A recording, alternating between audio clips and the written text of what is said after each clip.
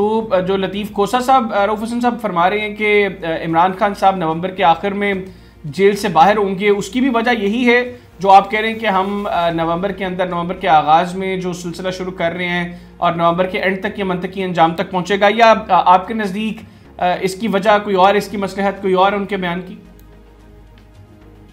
मेरे भाई, मैं कभी ये नहीं बात करता कि खान साहब जो है वो कल जेल से आ जाएंगे या 2 दिन बाद आएंगे। मैं हमेशा जो मैं उनके बारे में सोचता हूँ तो मैं ये सोचता हूँ कि वो शख्स जेल में है क्यों, अच्छा, किस गुनाह की सजा काट रहे हैं। क्या उनका गुनाह ये है कि उन्होंने इस मुल्क की खिदमत की है? क्या उनका गुनाह ये है कि उसने इस मुल्क के लिए हॉस्पिटल किया, नमल यूनिवर्सिटीज बनाई, अलकादर यूनिवर्सिटीज बनाई, खेल के मैदान में इसको ग्लोरी की तरफ लेके गए और दौरे हुकूमत में गरीब की खिदमत की? क्या ये गुनाह है जिनकी सजा वो काट रहे हैं? तो ये मकसद नहीं है ये कहना, ये मेरे दिल में ये सोच नहीं आता। मेरा हमेशा जो सोच आती है मेरे भाई वो ये होती है कि वो क्यों उसको बेगुनाह जेल के अंदर रखा गया, क्यों? और ये पाकिस्तान की अदलिया के ऊपर एक बहुत बड़ा सवालिया निशान है और इसमें जस्टिस काजी फैज़ ईसा का बहुत बड़ा हाथ है, घिनौना हाथ है, अगली हाथ है। उन्होंने जिस तरीके से जुडिशरी को मैनिपुलेट किया, जिस तरीके से सजाएं दी गई, और आज जस्टिस हसन औरंगजेब साहब ने जो अबुल हसनैन के बारे में कहा है वो भी आप जरा पढ़ लीजिए। आई एम श्योर कि आपने देखा होगा। उन्होंने जिस तरीके से उसके जज होने के अमल को एक शर्म का मकाम करार दिया है। मेरा ख्याल है कि ये चाहिए जो साहिब इक़्तिदार लोग हैं कि वो अपनी ये जो जुडिशरी को मातूब करने की कोशिश कर रहे हैं उसको छोड़ दें और जुडिशरी जो है उसको अपने पांव के ऊपर खड़ा होने दें, उसको इंसाफ करने दें। खान साहब बहुत जल्दी इंशाअल्लाह ताला वापस बाहर आ जाएंगे और खान साहब किसी डील के तहत बिल्कुल नहीं आएंगे, क्योंकि ये भी एक बड़ी जो डाउट छोड़े गए हुए हैं हमारे इस वक्त मुल्क में, वो ये भी गर्दान जो है वो अलाप रहे हैं कि जो डील है, डील नाम की कोई चीज़ है ही नहीं है।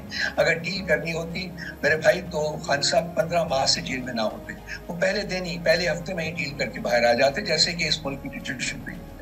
तो ये इस वक्त this is where we stand today. इंशाअल्लाह ताला हम उम्मीद करते हैं कि बहुत जल्दी लीगल तरीके से कोर्ट के जरिए आजाद होके वो आन और शान के साथ बाहर आए।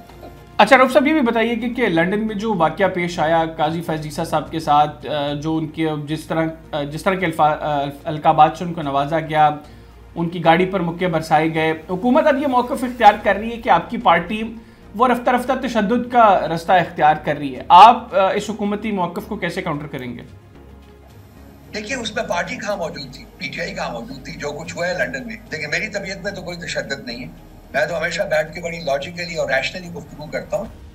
अच्छा, और जो आपने कहा कि आप लोगों ने मीटिंग में ये फैसला किया कि अल्टीमेटली अब आपको अवाम में जाना पड़ेगा और अवाम से ही आप समझते हैं कि हल जो है मौजूदा सूरत हाल में निकल सकता है, अवाम निकालेगी इसको।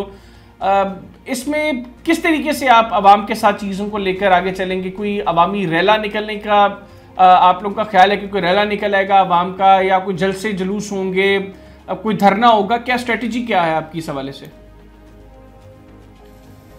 हम लोग जी we are looking at various aspects, जिसमें नेशनल लॉकडाउन भी है, शायद हम उस तरफ जाएंगे क्या।